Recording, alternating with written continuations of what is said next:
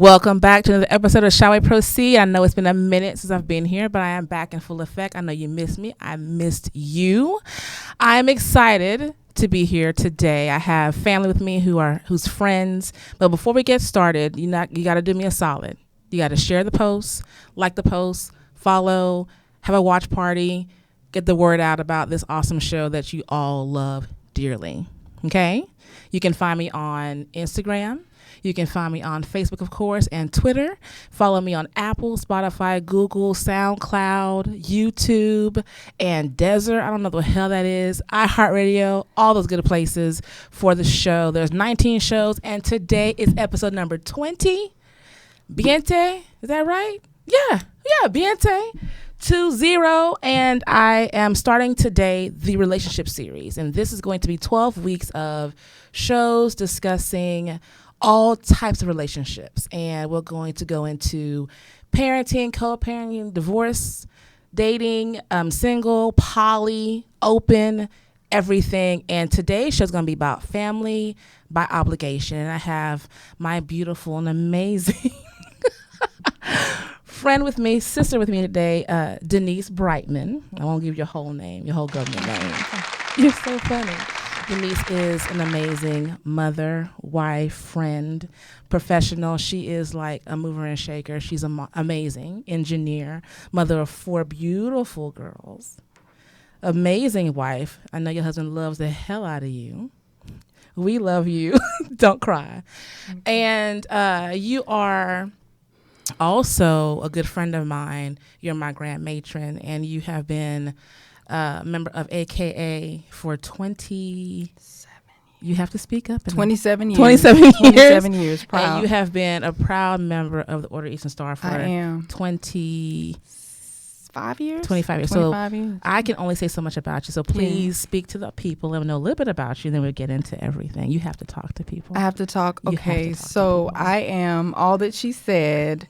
Child of God, of course. Amen. Mother, wife. I love sisterhood. I love you. I love you. And you're going to make me cry because she's just so, you just are, because I'm so proud of everything that you've done. And I have to take a moment to say how proud I am of you and your accomplishments and just the fact that you have stepped out on faith and done this, because this is something that you're not a very talkative person, but you have really blossomed and God is just speaking through you. So I just want to say I'm so proud of what you're doing, because you found your voice, and we support you. You hear me? Would you we stop? support. I'm just being honest. You Stop called me it. on here, so I'm gonna do what I do. So we Stop support it. you, and we will be here, Stop it. whenever you need us. So yes, I'm here for you. I'm here to support you and everything you do, and I'm just a vessel to do that, and that's just it. That's it. Really? I'm done with that. Yeah, I am. I am an engineer. I'm a mechanical engineer by trade. I am a nerd. Shout out to all the engineers. Just here to be supportive. Sisterhood is a big thing. Family by obligation touched me because you asked me to come on this show to talk about that. And that's so near and dear to me. I always talk about the effect that the organizations that I'm a part of have had in my life, life, and they have truly been an impact to me. And I try to pass it on to others because they did different things for me. Yeah. So Alpha Kappa Alpha Sorority Incorporated, Pink and Green, let's do this. Definitely has had an impact in my life. But Order of Eastern Star has truly, that bond that I have with my sisters is just something that's just beyond anything that I can't explain. And so, of course, and that's how I met you. So definitely proud. What the importance for me of I think relationships are very important, and how they're formed, how we cultivate them, how we nurture them is very important. And I know for some people, your first friendships will be your brother and your sister, or your sisters in your home, and then your nuclear family, and then it's your cousins who are your first best friends. And many of us may or may not have that experience. But then when you get into school, you have to learn how to interact with people and form outside of the home those actual other friendships. And you learn who you are, you learn how to interact with people, how to make friends. You realize that everyone's life is not how your life is. So You've been a part of AKA, you've been a part of Eastern Star for 20 plus years, both of them. And, you know, you're the lovely age of 25 right now anyway. That's right, 25. Okay, we'll keep it right there. Right. How important was it for you growing up with your childhood and your family is huge, in my opinion, because it's much bigger than what I'm used to.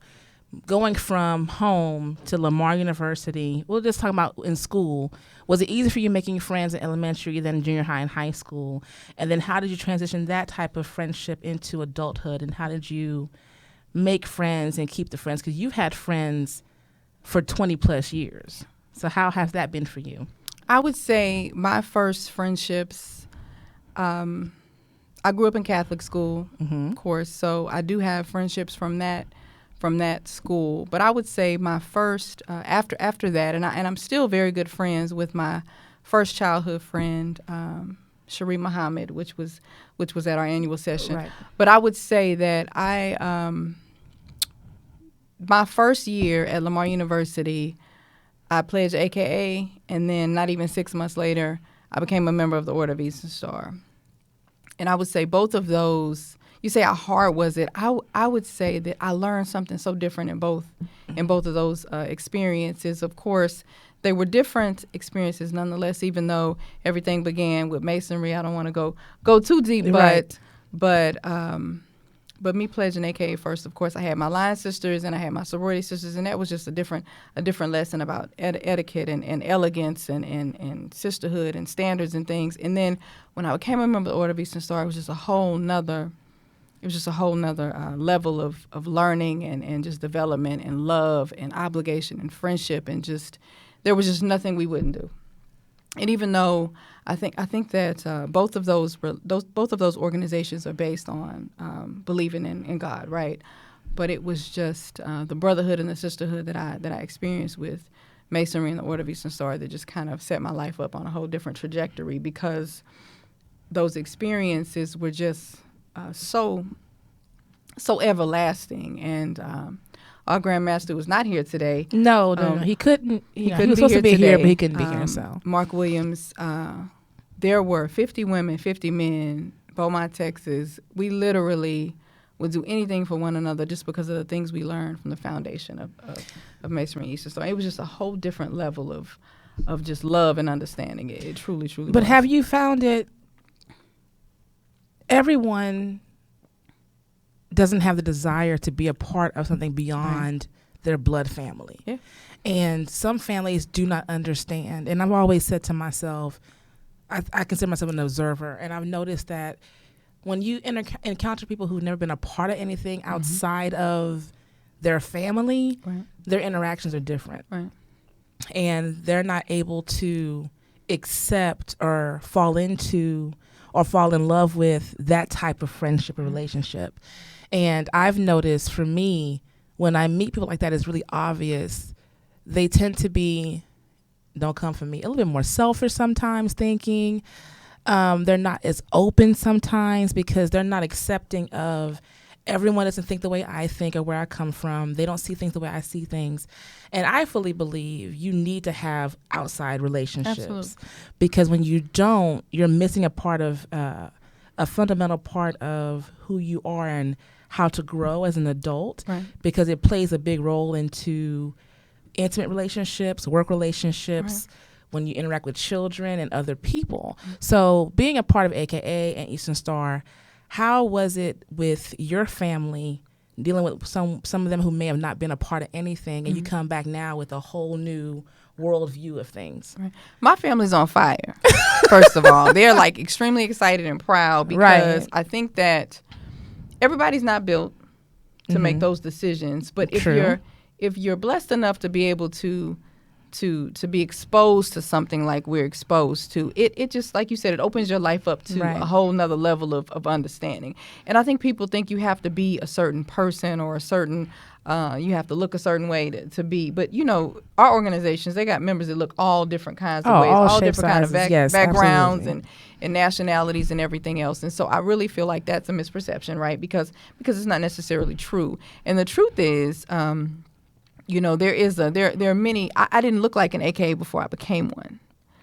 AKA taught me to have a certain level of, hey, you need to strive for this. You need to, I saw something that I saw, they had the highest GPA on campus. Let me say that. They had the highest GPA on campus. And so what I saw was these were some women that really, really pushed and wanted to try to reach for something different. And then as far as Order of Eastern Star was concerned, when I saw my grand matron at the time, Sister Mary Thomas, she was a different level of, well, I guess you just have to wait, baby, till you come and you'll have to see what it's all about.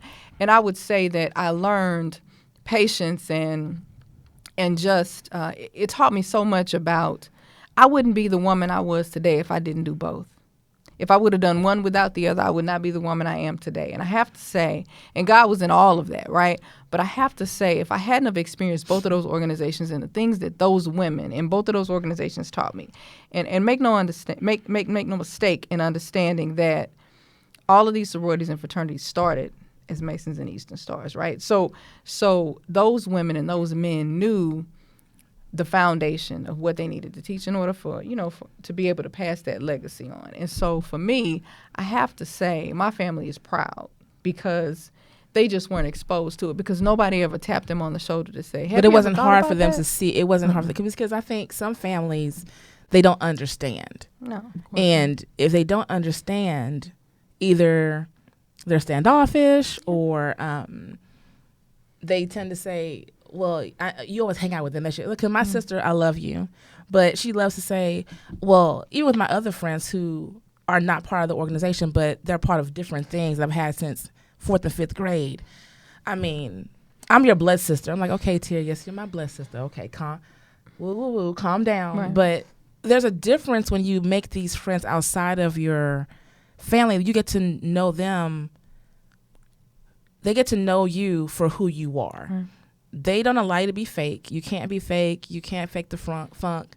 And you're not dealing with in the shadow of a sibling or having to be this mirror for your someone coming after you. You meet your friends and they're meeting you on a common goal. Where you are. Where you are. If you meet in school, it may be a classroom and we want to compete on a math test, or you meet because we all want to be a part of this. Right. And then you're forced into this relationship, and either you get along or you don't. But your common goal was, I want to be part of this organization. So then it's like a forced friendship and a forced family that you didn't ask for, but you did ask for it. And I think sometimes it's difficult to navigate those two relationships because there's a different obligation on one of the other. And I think family is one thing. They're your relative. But your family is who you make. And I think many times we tend to hold on to family and they can be toxic or not good for us. Yeah. And they need to just turn into a relative. We're just related. We're just related. Right. But this is my family. So have you ever experienced where you had to let go relationships because I love you, but it's from a distance because you've formed a different type of family? I would say that those friendships that I've had where, and you know me because you've been my friend for quite a while, and you've seen me. I'm just joking. You've seen some of my friends come and go. Yes. As a result of their choices or decisions or whatever. But I think that I've never had to force or make anything. It just kind of naturally happened. If that person wasn't supposed to be there, they just kind of flaked off, and it just, they just flaked off, and we just kept it moving and moved right on. I say, you've seen that. So I haven't had to. I made a conscious decision that when I decided and I committed, that's what I committed to. And so commitment is very near and dear to me, as you know. And so if I'm your friend and I'm obligated, you're gonna make me cry. I'm obligated and I'm committed to you as a friend. Right. And so just like me being here today or wherever, we've been on a whole bunch of journeys, late at night, middle of the night, supporting folks, whatever the case is. And so once I commit to those things, I do. If you call me, I'm gonna answer. If you need me, I'm gonna be there, and that's just it. And so, and everybody just doesn't feel that way, and it doesn't mean that I don't. But how hard is that for you though? Because I know you a little bit, and I think it's hard for you because you're so giving. I think it's hard for a lot of people to realize everyone doesn't think and act the same way that we do. That's a journey we have to realize. You don't get it? Like, no, everyone doesn't talk the same, act the same. Their commitment is different. And so when you're a highly committed person, even to friendships, and you're loyal, how hard has it been for you over your years as a friend, then a wife, then a mother, and all those things, daughter-in-law, all those things. How hard has it been for you to realize, you know what? Everyone's not going to think about relationships the way I do or care for them the way I do, and then pulling away when you have to pull away. How hard has that been for you? I think that my maturity and my walk and my journey that we talk about, right? With God, I think that with what he has taught me is that it just changes as the years go by. As you get more mature, you realize that you do what you do for a different reason. In the beginning, you know, you're really, really trying to be that good person to everybody else. But you don't, in the beginning, you might be doing it because you want to be a really kind person and you hope that they reciprocate. But eventually you realize that you're not doing it for those reasons. You're doing it for him. What are you really, really doing it for? Why am I really? And so when you here we are 20 years later. And so the way that I treat people today, if they don't reciprocate, I have a choice. Yes, you do. Because I'm an adult. And I can decide, hey, I'm going to pour my energy into those things. And you don't expect anything back. So it's a lot easier today than it was 20 years ago. I think 20 years ago, I probably was walking around crying with my feelings hurting. Why didn't this person or that person, or they just don't understand working so hard. But today, it's a lot easier because I realized that at the end of the day, there's a core group of us that are going to get up and do what we need to do, and we just going to keep it moving. And we'll keep going. So it's okay. It's okay. And like you said, you know, I'm setting an example for my girls. I have a supportive group of friends and family and everything else. And so it's just different. It's different today than it was 20 years ago, for sure. So how have you passed on to your daughters? Because it's not the same when we were growing up. Right. Totally different. People make friends like this. They all of a sudden, they besties real quick, and I've never understood that. You can't be my bestie real quick. Yeah. Well, who sent you? And how have you taught your daughters to maneuver this world when it comes to making those relationships, be it intimate, friendships, whatever it may be? What have you passed on to them so they can have healthy relationships in this world? I think a solid foundation in God is what I've really tried to impress upon them, and making sure that they don't overthink, you know, those friendships and those situations. They've both been in as you know, Auntie Lise, they've literally been in situations, both of them, where they've had to grow up very quickly, you know, because of things that they've gone through. So I don't try to, I can't script it. So I just try to give them the foundation of, at the end of the day, when you feel this way, you go to God in prayer. When you feel this way, you go to God in prayer. When you feel that way, you go to God in prayer. And at the end of the day, if you still have a question, you can come to me and we'll work through whatever it is. Right. But I just don't feel like, you know, with our kids, I feel like if we give them the foundation that they need so that they can make the decisions that they need to make, they just get stronger. I'm just glad I had a foundation to be able to know where to go when I had stress and issues and things like that. I think a lot of these kids don't have that. They don't have parents that are giving them that are wise, that are really, really just saying, hey, so here's what you need to do. Because we don't have those solutions. But and they see the other thing, and I will say this, that my kids have, that I have my mother, but not so much, is my kids have you guys, because they see the friendships that I have with you and Kokila and Nikki and healthy relationships, and all of the Eastern Star Sisters and AKs and everybody. They see that. So they're like, okay, so they call you and come to your job and they go to you guys because they realize that this is what real friendships are. So I think that seeing that, they can see authenticity, you know, and they know how to, you know, vet out everything else that isn't authentic. So, how important do you think it is as women, as adults, to have, because you're married, to have, I know I hear a lot of women and men say their spouse is their best friend, and I understand that, I do. But how important do you think it is to have those outside grounding relationships? Like, yes, you can have your spouse, you can have your significant other, that's great, but sometimes, you know, we need a girls' night, sometimes they need a boys' night. So how important do you think it is to have those relationships, and do you encourage the outside relationships as a kind of like a I need to get my sanity kind of thing. 150%. I believe that women, spouses, and all spouses need to have those outside relationships. Absolutely. Because at the end of the day, absolutely. We started, I had my friends, right? Mm-hmm. And so I just feel like if you pour everything into your marriage or your relationship, you kind of lose sight of who you are. Yeah. And what makes me who I am is the totality of those relationships, whether it's the time that I spend with my mother, my aunts, and my, just all of my family members, or you guys, or whatever. I need that. It just keeps me grounded because I know that he's gonna give me a piece of that, and he gives me a big piece. Don't miss that, right? But right, absolutely. But I feel like I definitely gotta take a girls trip once or twice a year. I have to recharge with my friends because those where you had honest conversations. I mean, him and I can only identify so much. He's a man. I'm a woman. So there's we can only do so much. And then after that, I need to go and I need to talk to you to say, okay, so here's what we talked about. Right, this is right, what's going on. right. What's going on with you? What's going on with me? Mm-hmm. You have to have those authentic. You have to have that time. You have to be able to breathe. You got to do it differently for sure. I think it's so imperative, and I think a lot of women miss. And I say women because I'm a woman. I think a lot of women miss that you have to have that. You have to get away. You cannot spend all your time locked up in the house. I think we get lost into. Yeah, for sure. I think there's this guilt that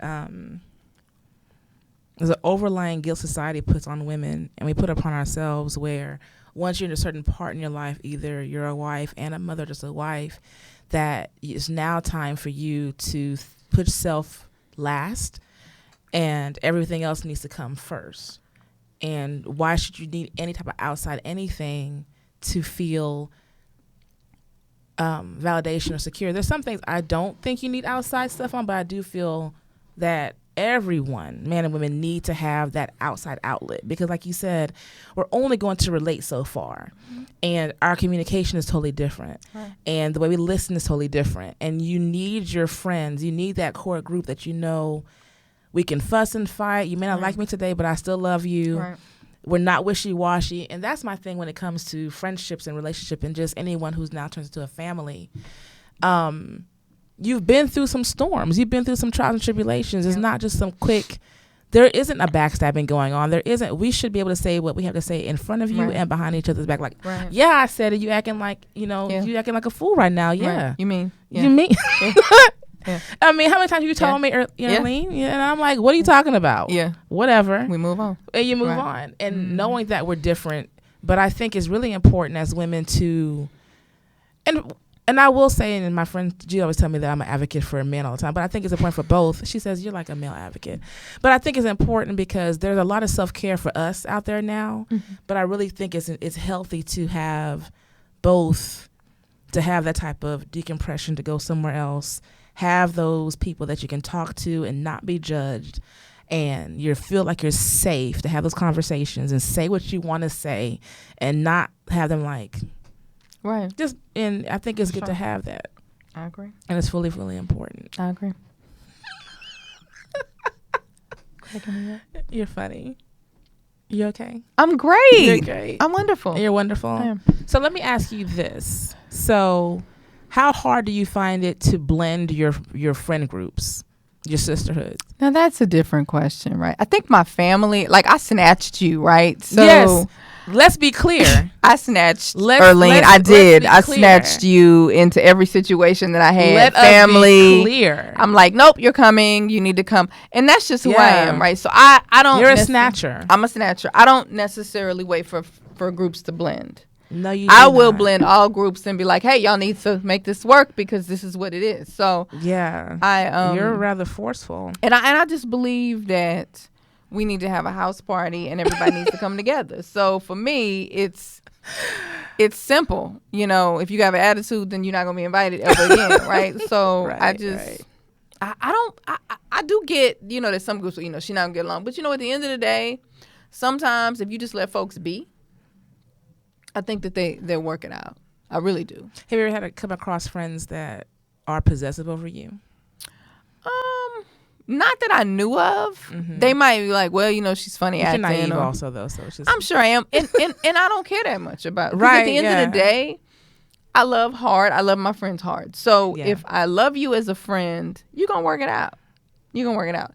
And if you're not that friend that's going to stick around too long, you probably won't be at the house party anyway. So I just really feel like most of my core friends know who they are because they always come to everything that we have. So That's accurate. you see the same people. You know what I'm saying? Yeah. So I think that for me, I don't mingle with different groups that don't get along. I don't have that problem. So I think it's really important when you look at I call them like your tribe. When you look at your tribe, and you really should surround yourself with people who either push you for better, sure, you look up to in some type of way. Absolutely. You want to have people around you that feed into the positivity, that make you like, you know what, I can't just wallow in sorrow, sure, or I can't just say I'm going to fail, who are going to support you and push you all the time.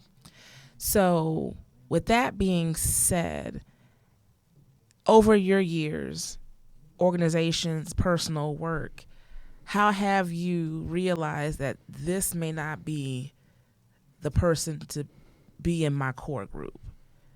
And how long did it take you to realize that, you know what, you're real negative, or you're just Debbie or Thomas Downer or whatever it may be? How have you navigated that? Because success to me is a lot, not just individual. I think we're successful not only because of our faith and how we're grounded, but also who are your cheerleaders, who's cheering you on? I don't know how to answer your question. So I would say it happened naturally, right? Because negative folks tend to flake off. Mm-hmm. And I'm too positive. You tell me this all the time. I'm always like, okay, so hey, how are we? Are we doing this or not? Sometimes. So the fact that I'm extremely up all the time, yeah, you can't be negative and be around me because you're gonna flake off. So you think your light pushes them out? I automatically push them after about 1 or 2 trials. Yeah. You're out of the business because we have nothing to talk about. So I don't have very many flakes that stay on very long, and my kids are up too, right? So because my children are very, and they're almost a part of almost everything I do, right? They're she's not gonna make it. I mean, they can automatically tell when somebody's not gonna be around. So I don't necessarily I try to be a positive influence everywhere I go. I try to stay up all the time. I try to stay, just to be that energy for people. But does it get exhausting though? Let's be real. How you can be positive all the time. You are that cheerleader. You're that encourager for everyone. We can all take a page out of your book for that. But how exhausting does it get sometimes to constantly be that person? Oh, it gets exhausting, right? And can I be honest? I prefer honesty. I go to Lily Grove to recharge on Sundays. I really do. I literally cannot. I have to recharge, right? Yeah. So I gotta read the word to recharge. I have to be inspired to recharge. I have to hear what is it that he wants me to do next in order to recharge. Right. And I think that for me, and that has not always been, because I'm proud to say that I found a way to recharge, right? Because I think reading the word is different, right? But then when you go and you get that, the learning, because everybody just doesn't have the benefit of finding some place to grow. Right. And I really feel like for me, it definitely, you've heard I call you when I'm like, okay, I'm stressed and this is it's too much, And so when it's too much, I have to recharge.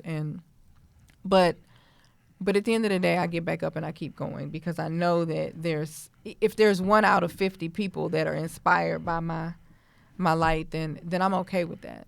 I'm okay with that. I know that that's my purpose, and my mission is to inspire that one person out of whatever that group is.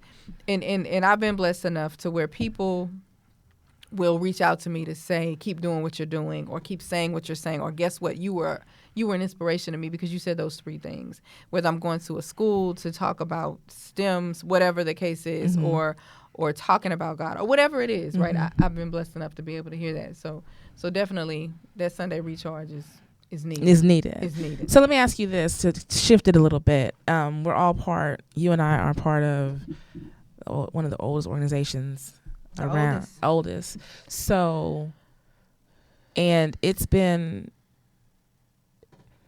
there's many people who didn't even know they had family members who are part of the organization, mothers and fathers and aunts, and for years. How has it been for you?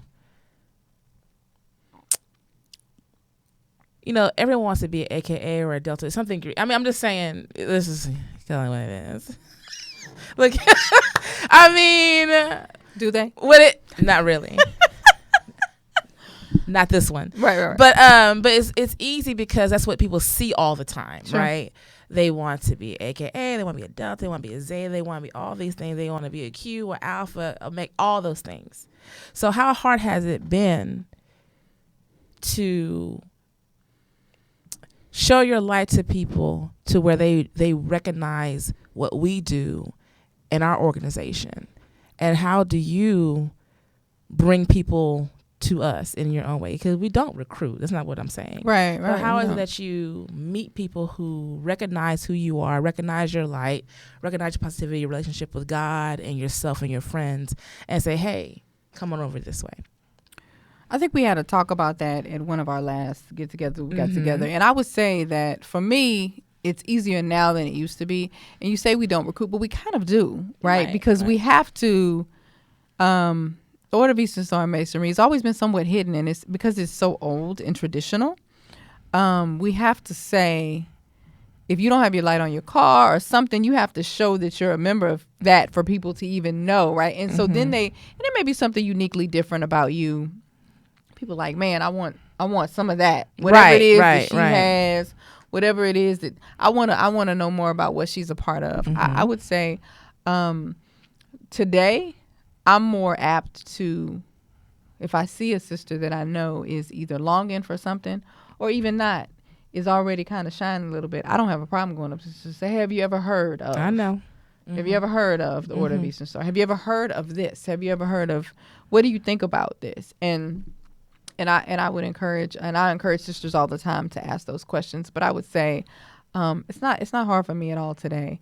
20 years ago, I probably wouldn't have known how to start that conversation. But today, absolutely. Do you really think it was hard for you 20 years ago, or you just didn't recognize it within yourself 20 years ago?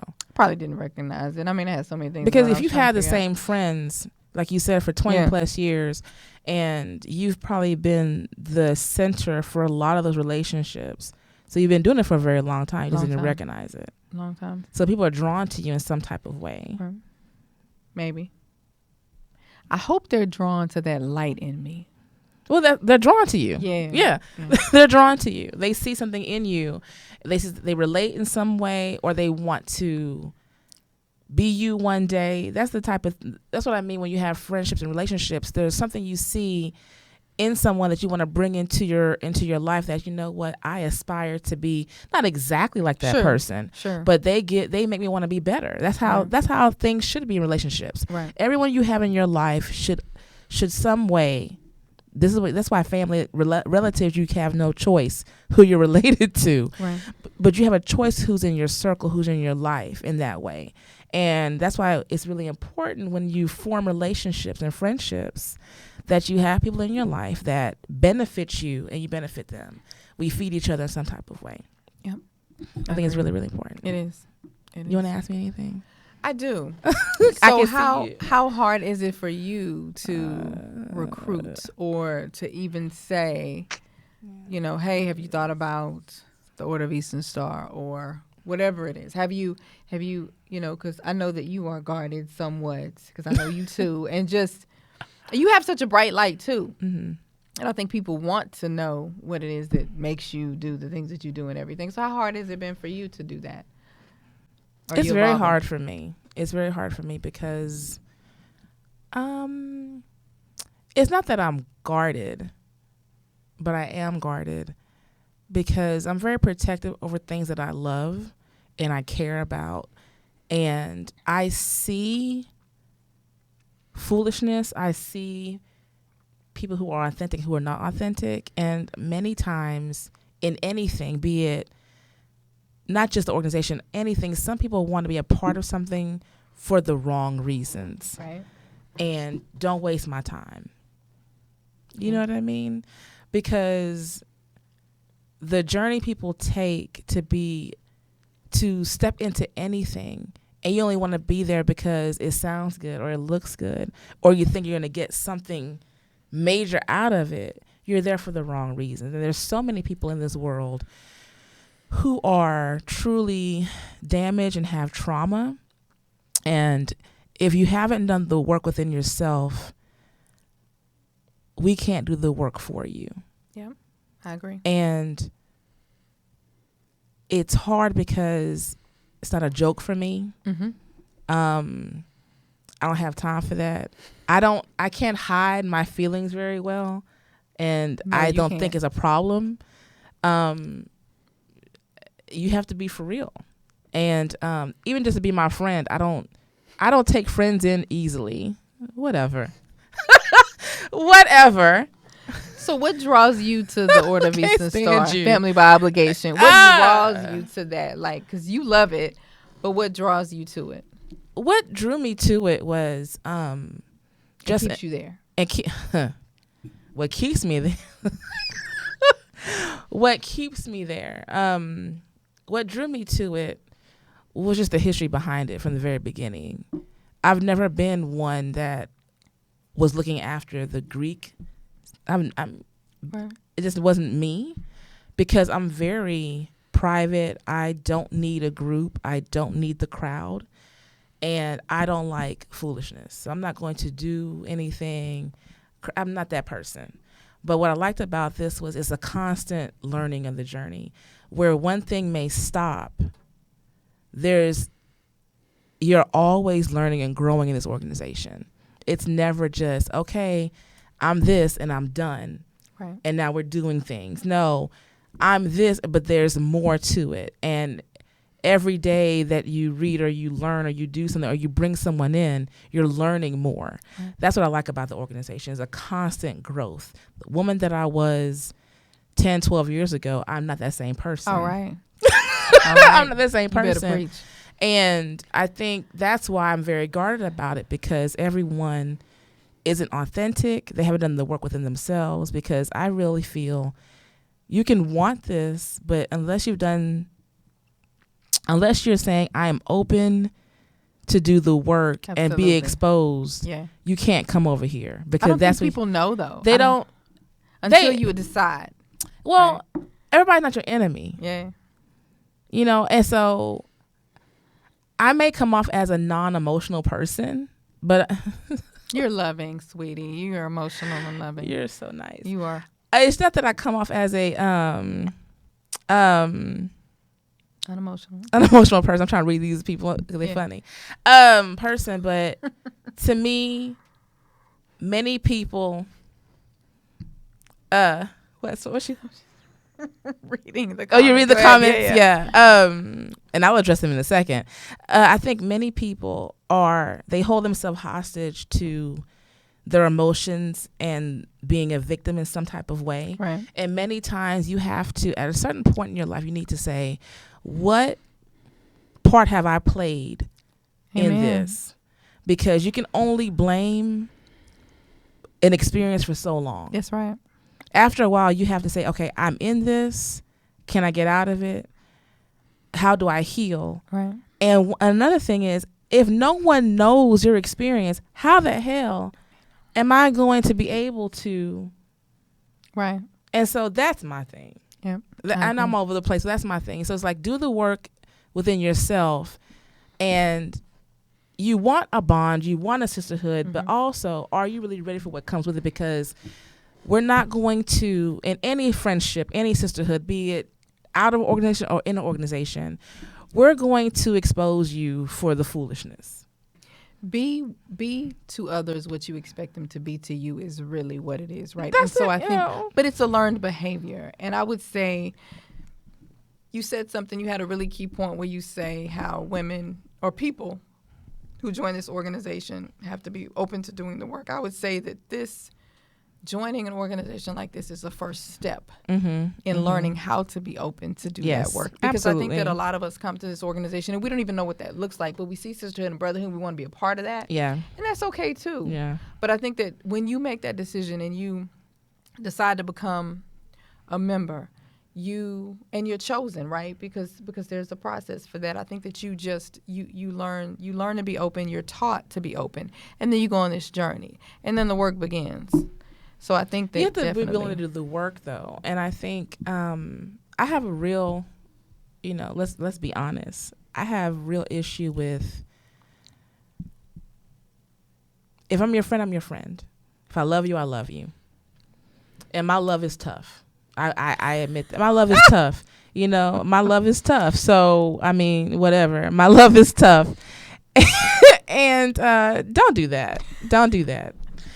I like transparency. We're fully honest here. Absolutely. My love is tough because I want the same in return. Yep. So if you're going to call me out, I'm going to call you out. Let's be raw and honest, because we can only heal from there. But what I love about being a part of different things, I was in sports, I was in all these things. They all taught me how to interact with people, how to be a woman, how to work in a group, in a team, how to step back, how to step forward. But with this organization, what I love about it is the fake fades away easily, but the strengths flow to the top easily as well. And at the end of the day, I don't think any of our sisters can say, or brothers can say, that who's still standing and who's still here, who's still standing here, that we're not genuine. There isn't love here. And we know how to do the work, what needs to be done to get the word out. We're based on faith, love, charity, community service. That's what we do. We are. So what I want you to do really quickly is tell everyone what we're about and what we have going on pretty soon. So Mount Sinai Grand Lodge, AF&AM, jurisdiction of Texas, is the oldest colored Grand Lodge in the state of Texas. 1945, I believe, was when we first started. And we have been around. We are an anchor in the state of Texas. We've been around for a very, very long time. And we talk a lot about a lot of the other Grand Lodges in Texas and in Houston and in all the different cities. And this Grand Lodge, I can proudly say that I was blessed enough to become, and you were as well, to become a part of this Grand Lodge, because it wasn't a pop-up. No. We talk about pop-ups all the time, about how these organizations just, somebody decides they're going to start a Grand Lodge like a church, and a Grand Lodge is not a church. Nope. There's definitely a process for the establishment of a Grand Lodge. And so we actually have our paperwork, our original paperwork, and we're very, very proud of our background and who we are. We originally were Right Rose. We became Star Faith Grand Chapter shortly thereafter, but we have a very, very long legacy, and we're just really, really proud of our heritage and everything that we have, and what we do in the community and the legacy that we have. We own our own land. Yes. And we are just not, I hate to say it, sister, but I'm gonna go ahead and say it. Go ahead and say it. We're not taking folks' money, and we are not. We're definitely about trying to take care of our business and do the right thing. We have a really established group of men and women, and you said something that was so important. You said the folks that are still here, and it's so you always have folks that come and go. Yeah. But there's a core group of us that are really, really committed in order to see this thing through. And that's because there was a legacy handed down to us, and we're going to continue to sustain that legacy. And so we've been here 25, 27 years. Some of us, we are definitely established. Do you want me to talk about the 75th?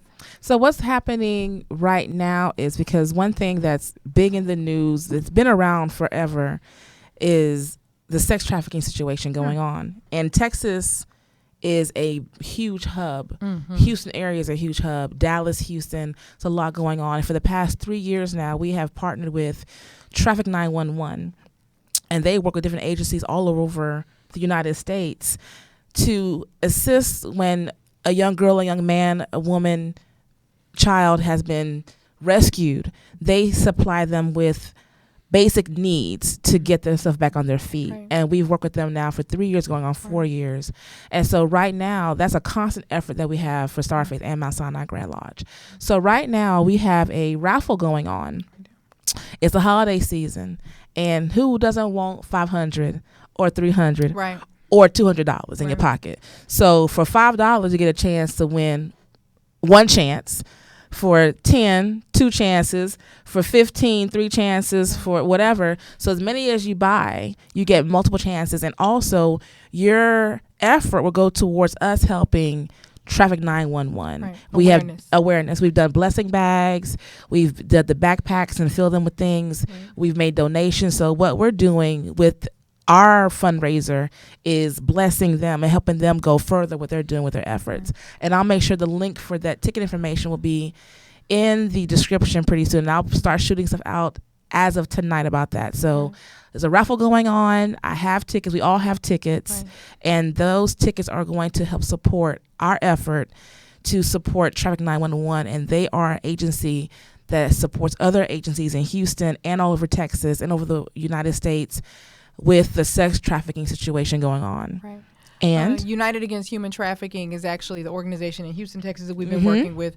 Traffic 911 is located in Dallas, Texas, but human trafficking, and I'll talk about that a little bit, very different elements, right? You have labor trafficking, you have sex trafficking, different elements of trafficking that's happening in our cities, in our states. And I-10 is the main highway where a lot of this is occurring with our children and our family members, and it's we're very passionate about supporting all of the human trafficking efforts that are happening, and the things that are happening right up under your nose that folks just aren't aware of. And so we are very, very dedicated to making sure that the awareness gets out there. December 21st at the address is when the raffle is happening from 6 to 8 p.m. Again, as Elise said. Can I call you that? You can call me Erlene. Erlene? Okay. Is that okay? Can I call you that? So names. December 21st, 6 to 8 p.m., we're selling $5 tickets. We're really booked for $25 is what we're selling, because everybody wants $500 right before. And my brother just said he's down for 20, so you're really going to do 25. Let's do it. Thank you. Let's do it, Marius. Okay. Okay. Let's do it. So we are really, really trying to get rid of these tickets so we can make this donation. We had a couple of folks that came out and did presentations to us and talked to us it about was kind of what's amazing. happening right up under our nose. When you have kids that are knocking on your door after 6 p.m. trying to sell candy, some of those kids are being labor trafficked. They have folks that are brought in from other countries that don't necessarily have visas and passports and things like that. They're coming over here for jobs. They are prostituted and being trafficked. And it's really, really sad. They have nannies that folks are bringing in their houses that are taking care of their children that are being abused and not fed. And so we are just really in support of trying to bring awareness so that we can bring that thing to a close. And what's bothered me lately is people make jokes about it on social media about the whole white van thing. And it really bothers me because until it hits home, it's a joke to some people, and it's not a joke. And it's not just sex, it's human trafficking. You have men being trafficked, women, kids, boys and girls who are brought here to work, and that's all they do. They don't see anything, and they get moved around. From the time you get moved from one spot to another, you're being trafficked. And it's not a joke, and it's not funny. And I have people that I've known close to me who have been dealing with this in their life. And we shouldn't act like this until it hits home. That's a problem. We shouldn't have this mentality that everything is funny until it happens to you. Then you want support. So I don't support you when it happens to you. Don't be vexed about it. Because I'm tough love. That's me. And I think that there's some things we can joke about, but some things are not funny.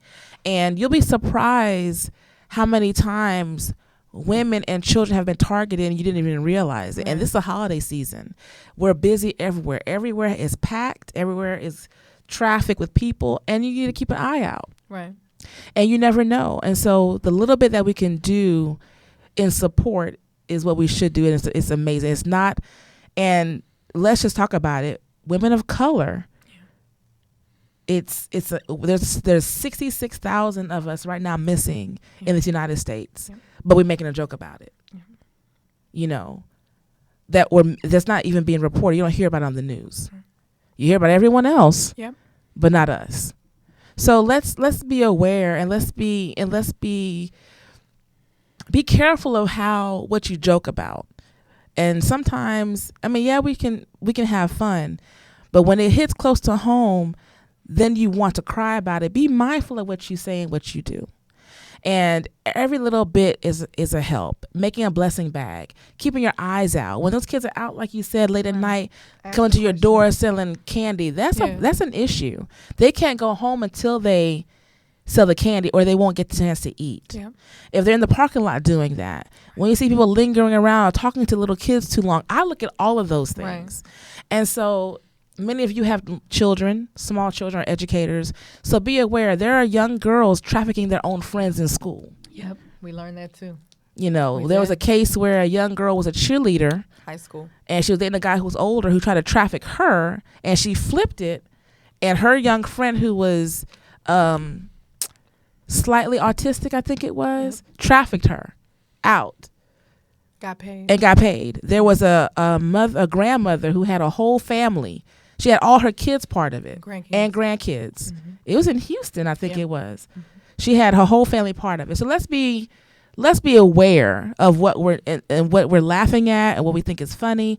I'm not trying to make it heavy, but whatever, deal with it. It's real. But it's real. So with that being said, this is something that we've been doing now for the past 3 or 4 years, and it's going to be a constant thing no matter what. We'll always support this and try our best to do the little that we can with the core that we have of people to get the word out. So I'll make sure you'll see me post up tomorrow a bunch of information about it.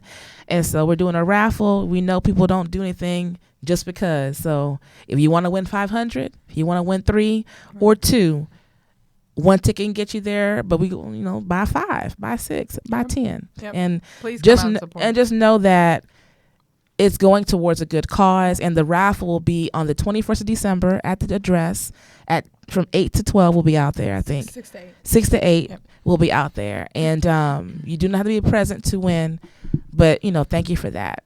So before we wrap things up, ooh, that was heavy, wasn't it? It was heavy. It was heavy, it's right? So necessary. It's so necessary. So tell me before we go what it is that you love the most about your friendship circle. I think knowing that in those times of hardship that I can pick up the phone and call anyone in that circle is really, really comforting. I know that if I call you, sister, even if it's at 2:00 in the morning and I need you, you're going to come. You will. And I mean, I have no doubt in my mind that, no doubt in my mind. I think it's comforting to know that if something happens to one of my children and I'm not, you can actually, one of my friends will be there. I think that that's very comforting.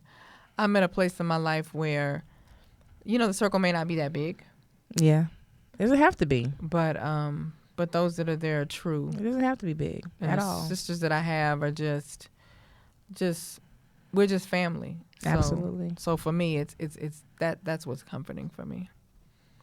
So really quickly, I have a few listeners who are listening afterwards. I go live on Facebook. It's been live on Facebook the whole entire hour. And there's a few questions that people are asking. Someone's asking our mission statement, if we didn't give that, our mission statement for our Audience and Star. Service, of course. And I was gonna put the plug in there. Go ahead.